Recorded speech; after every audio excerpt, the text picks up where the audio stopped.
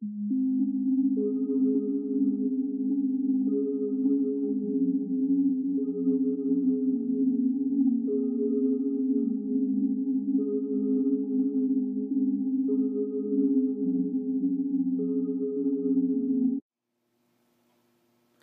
so here's an example of one of my clients' home gym. If you're going to do it right, you want to actually make it a dedicated room, which this is. Here's a treadmill here, which we use in inclement weather. It doesn't happen too often here in Arizona for some tempo work. Here's a nice half rack through Tough Stuff. And we've got some bumper plates and some regular plates. A good quality barbell. We also have a trapezius bar made by, I think this is Hampton, and this is nice because it has the self-loading little pegs there. High quality Swiss ball, anti-burst, a good adjustable bench. Here we have a sort of an in-home model for Tough Stuff, a cable system with plenty of accessories. We also happen to have a spin bike to use here to do some conditioning work if need be, if we're not going outside. And have a TRX, plenty of other bars.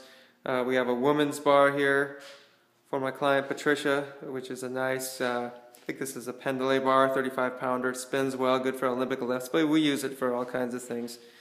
And a nice set of dumbbells, and then of course a nice collection of kettlebells. We've got some bands, a step-up box, some pads, and that basically constitutes a very high-quality home gym. Okay, so here is my home gym, which I have shown before, I believe, on Facebook. And this is just to contrast the other home gyms that I've shown in this video. So of course I have a table because I do body work. If someone is just building a home gym for themselves, they're probably not going to need that unless they have a massage therapist or somebody who can come over and help them, or a training partner if they're going to do stretching. I have a whole basket full of goodies, stretching and all various sorts of self-massage tools. Of course I have my regular massage tools as well. Everybody needs a zombies sign. My son made that. I thought that's pretty cool. And I'm not a masochist with kettlebells and anything that would bother the wrists, so I don't have a problem letting my clients use wristbands. And of course, every serious training facility needs some chalk, so this is just climbing chalk, magnesium carbonate, I believe that's what it is. Works pretty well. A couple other stretching devices, and a very good step-up box. It's adjustable. Had this for years. Yeah, it works really, really well. And of course foam rollers. I have an RX pad. I only have dumbbells up to about 25. Used to have more, but got rid of them. And of course I have bumper plates and regular plates. I have a Hampton bar pad for doing hip thrusts, a la the glute guy, Brett Contreras. I have a good bar that spins pretty well, so it's kind of a hybrid bar. I can do a combination of Olympic lifts and power lifts with it as well. It has enough stiffness. And then I have a Rogue S2 rack here. It's a really good home model with a pull-up bar, chin-up bar. I think that's one of the best things that CrossFit has done for the industry, has made some of this good equipment a lot more accessible and affordable. So the whole industry, I think, has to sort of realize that not everything CrossFit is bad. You know, despite the bad media, they have, I think, given some really good impetus to make some of this equipment a lot more reasonable, and I've been pretty happy with it. Then, of course, got some more plates. I do have an extra bar here. Some balance boards, which I've had for years. I really like these. I use them with my kids and with certain clients. Not really balance training. I call it more proprioceptive training and just sort of awareness of body shifting, balance as a whole. That's a controversial topic. I have a trap bar. I've had this for years. Call it the Gail bar because it was sort of donated by my client Gail Johnson. Thank you, Gail. And a whole host of kettlebells. I've got a lot more in the garage, extra ones that I don't use. I'm trying to get more Kettlebells USA kettlebells, but I've been very happy, of course, with some of the Aider bells I had, and then the Dragonor bells are very, very high quality bells. And then this cable system, which used to be in the facility I owned, this is more of an industrial model that Patrick Ward and I bought years ago for our joint business.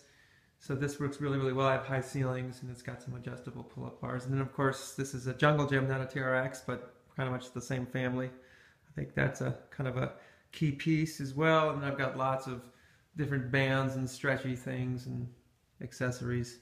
And of course I use them very, very well on this very stable piece for anything from stretching, different mulligans. I have a couple of high quality Swiss balls I've had for years.